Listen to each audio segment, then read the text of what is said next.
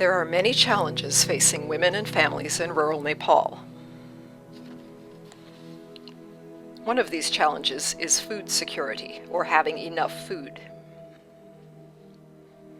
Families in rural Nepal must raise as much of their own food as they can. But many families can currently raise only enough food to last them 4 or fewer months out of the year.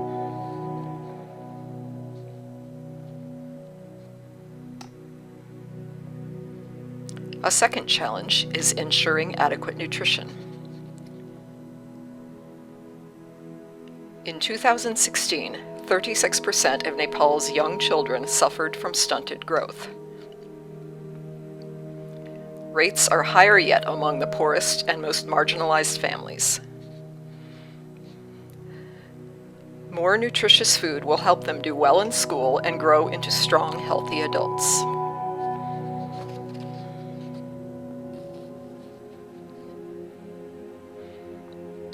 A third challenge is extreme and cyclical poverty. Many families subsist on a few $100s per year. Rural areas are heavily agrarian and not very economically diverse. Agriculture is a very important income source for most families. Many people work long hours for low pay in the fields of wealthy landowners. These marginalized families have not had the opportunities to learn how to make better lives for themselves.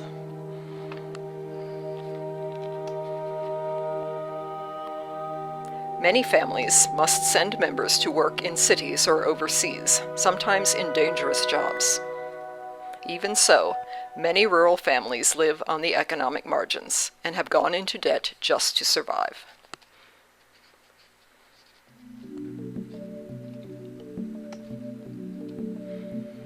Not enough food, the need for more nutritious food, and cyclical poverty. Wouldn't it be wonderful if there was a way to tackle all three of these difficult challenges at once? There is ETC's Sustainable Agricultural Development Program. ETC works intensively for a period of several years in villages where we are invited to come.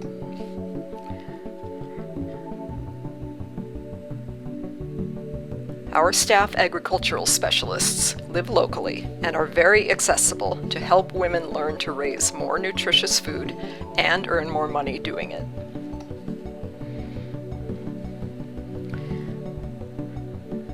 ETC offers a variety of horticultural training activities every year.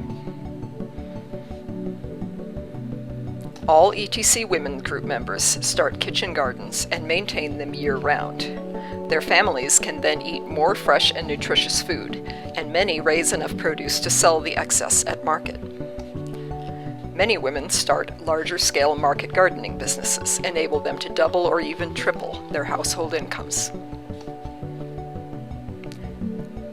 Women learn to cultivate a variety of healthy vegetables, as well as new high-value crops such as mushrooms, chilies, and fruits. Our trainings emphasize practical, hands-on application of skills and information. The women participate enthusiastically, asking many questions along the way to get the most out of their experience. We emphasize eco-friendly methods, including composting and non-chemical pest control.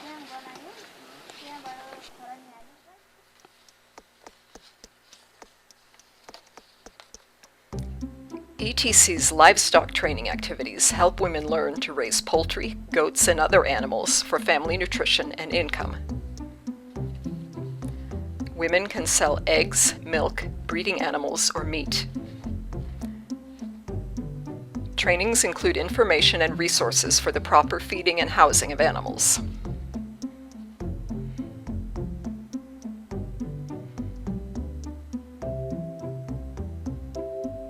The immediate and long-term benefits of ETC's work are truly life-changing. The knowledge, skills, and confidence gained don't wear out or expire. Women continue to raise more and better food long after their participation with ETC. Many increase their household incomes by 25 to 50% or more. A woman named Indra Maya told us that before ETC came to her village, she and her family could grow only a few different types of food and only enough for a few months. Now they grow more food year-round and sell whatever the family doesn't consume. Nutrition also improves significantly. For example, vitamin A intake increases considerably when women grow more leafy green vegetables. Vitamin A deficiency is common in rural Nepal and particularly affects children and pregnant women. It is associated with vision loss, reduced immunity to infections, and stunted growth, among other health problems. Families who have subsisted by taking out one high-interest loan to pay off another also benefit greatly. Women who increase their household incomes and eventually family savings will get and stay out of debt and become more income secure for years to come. Women surveyed for a 2019 ethnographic study in one of our past villages reported that their increased household incomes allowed them to keep their children in school, helping to break the cycle of poverty for future generations. Women gain greater personal confidence and social status, have more equitable partnerships with their husbands, and take on more extensive public roles, including running for political office.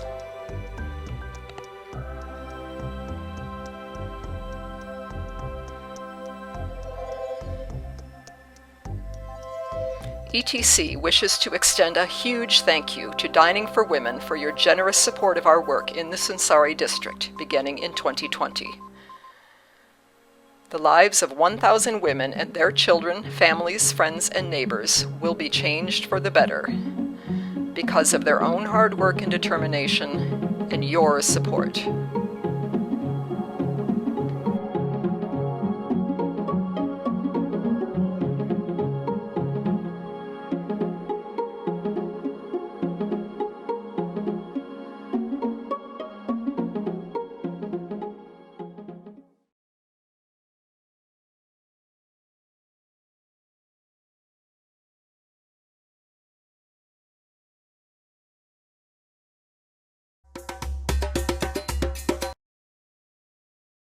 Grandmother Project promotes girls' holistic development. Grandmother Project's mission is to improve the health and well-being of women and children, especially that of girls. The Vélingara area is one of the poorest and most underdeveloped regions of Senegal. It is far from the capital city, Dakar. People live in villages. Most are farmers. Paved roads are rare, and travel is very difficult during the rainy season. Young girls face various challenges which limit their development, education, and rights. Lack of support for girls' education, early forced marriage, teenage pregnancy, and female genital mutilation. Two other issues affect girls' development: the loss of cultural identity and values, and the breakdown in communication between generations. The 4 pillars of Grandmother Project's approach are building on cultural values and strengths, involving elders, especially grandmothers, strengthening communication between generations, and using communication methods that promote dialogue and consensus building. To address these challenges, Grandmother Project developed the Girls Holistic Development Program. Objectives: decrease child marriage, decrease teen pregnancy, decrease female genital mutilation. Increase support for girls' education, strengthen communication between girls, mothers, and grandmothers, and strengthen girls' knowledge of positive cultural values. Our approach reflects the reality of Senegalese village life for women and young girls who are embedded within extended families. The onion model illustrates why girls cannot change things like child marriage or FGM on their own. Everyone in the family and community needs to be involved if there is to be real change. GMP uses participatory learning activities to promote girls' holistic development, including intergenerational forums, all women forums, under the tree sessions, and integrating positive cultural values into schools. While girls face several challenges and problems, they are lucky that there is an important resource to support them in all communities, the grandmothers. GMP is the first organization that identifies the grandmother resource to support girls' development. GMP is grateful for an earlier grant we received to develop a strategy to empower grandmother leaders. GMP organized training with 230 grandmother leaders from 43 different villages. In groups of 10, these grandmother leaders participated in numerous learning activities.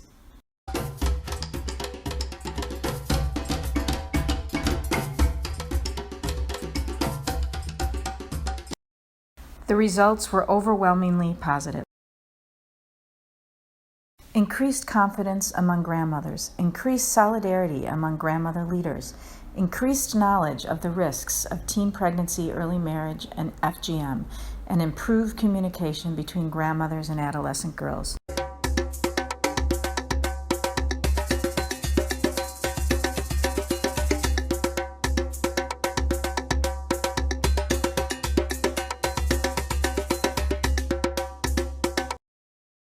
GMP is pleased to be recognized for a sustained grant to support our work over the next 3 years.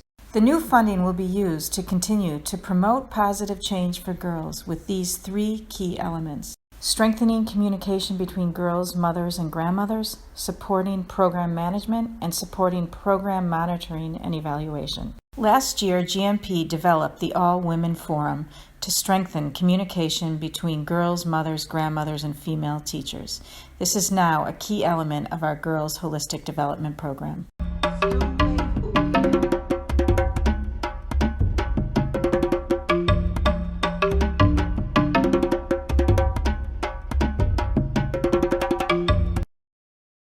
DFW support will also contribute to the salary of Mamadou Koulibaly and Famata Balde for project management, coordination, and evaluation. In this way, GMP is building the capacity of Africans to manage the community programs now and in the future. Since 2008, very positive results have been reported in the 48 villages where Grandmother Project has been working, including the average age of marriage has increased from 15 to almost 17. Grandmother leaders are now actively promoting abandonment of FGM in their communities. Teen pregnancies have greatly decreased, and school dropouts by girls due to teen pregnancy and child marriage have significantly decreased.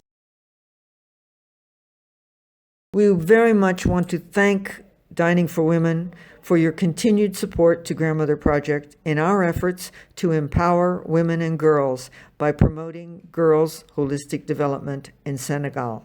Thank you.